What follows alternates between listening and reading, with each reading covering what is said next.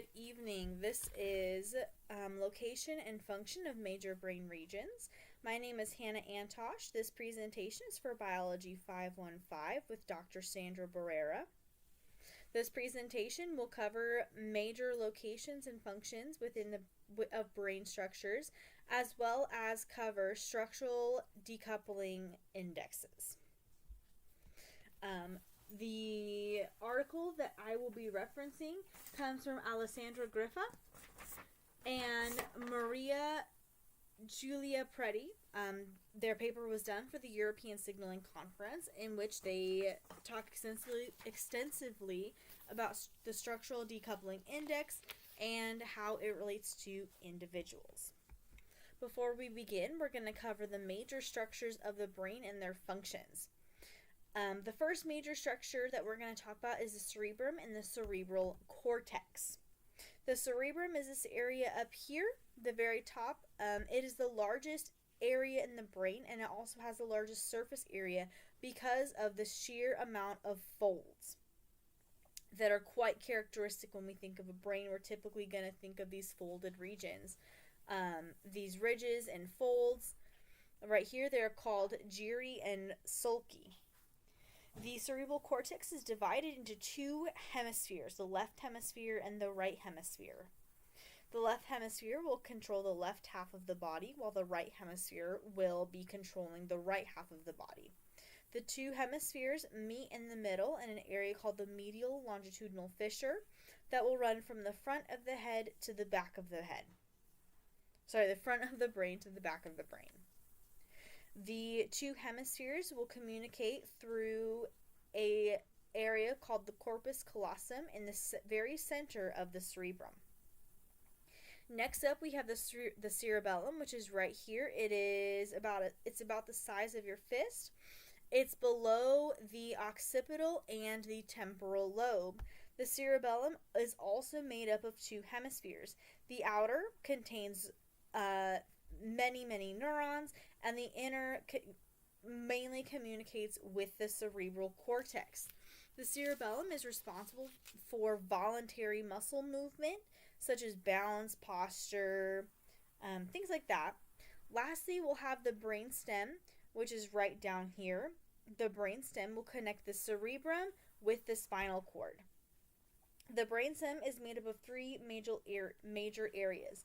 The midbrain that will connect, the midbrain, which contains different neuron clusters, neural pathways, the substantia nigra, and part of the basal ganglia.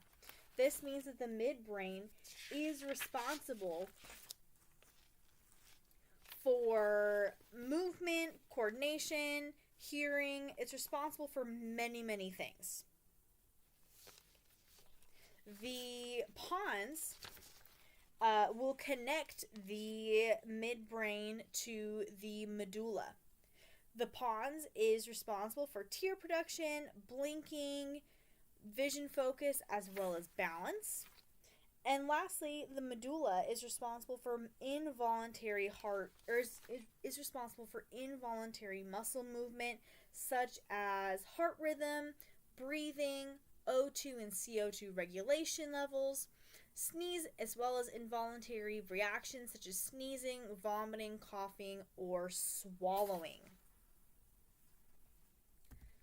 With that, let's go ahead and move into the article. So, Griffa and Preti set out to study the structural decoupling index. The structural decoupling index will quantify the degree that structure-function coupling occurs for each brain region. The structural connectum is found through an MRI, and it serves as a graph and shows the functional activity patterns that are defined at the same brain regions as the aforementioned graph signals. The methods they used to research this, they got data for the structural side using a T1 weighted MRI. They got the data for the functional side from a magnetoencephalography. The T1 MRI data was processed at Washington University using a Siemens 3T Skyra scanner with a 32-channel head coil, 0.7 millimeter isotope isotropic voxel size. The the data from the magnetoencephalography came from St. Louis University, where they used a whole head Magnus 3600 system with 248 magnometers, 23 reference channels, and at a 2034 hertz. The sampling rate was 3 separate 6-minute runs that were all done within 1 day.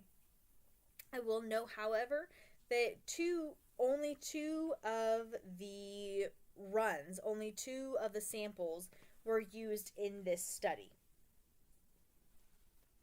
The T1 data was separated into 148 areas of interest using the Human Connectome Project pipeline. The Human Connectome Project pipeline processed and removed junk data such as bad channels, bad data segments, and removed artifacts. They also identified 148 regional centroids that they obtained through the source level magnetic encephalography timed courses. They reconstructed these sources using a software called Field Trip. They broke up the source times into 19 different 12-second segments. They divided those into 5 frequencies using an FIR filter 2024. The first frequency was delta at 1 to 4 hertz. The second frequency was theta at 4 to 8 hertz. The third frequency was alpha at 8 to 13 hertz. Beta was fourth at 13 to 30 hertz, and gamma was last at 30 to 48 hertz. The subjects that were involved in this experiment, there were 84 people that were connected to the Human Connectome Project. They were all described to be in good health. They were all around the same age at about 29 years, give or take about 3.5 years. 46% of the subjects were female, and 54% of the subjects were male. Analyses of the variances were performed to identify brain patterns that will reflect the differences between each subject. The SDI values were very similar across the board for all the subjects. While they didn't show individuality, they were generally fairly similar. Researchers found that task-positive networks such as the somomotor, visual, and frontoparietal areas tended to be more coupled with structures, whereas task-negative networks tended to be more destructured.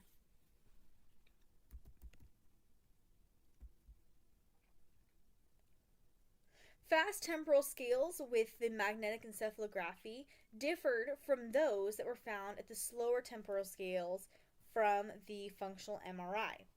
The functional MRI structural decoupling index tended to move from the lower order to a higher order system on the axes.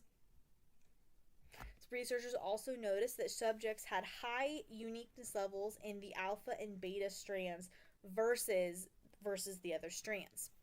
Researchers also indicated that further research could be done looking at participants' behavioral and cognitive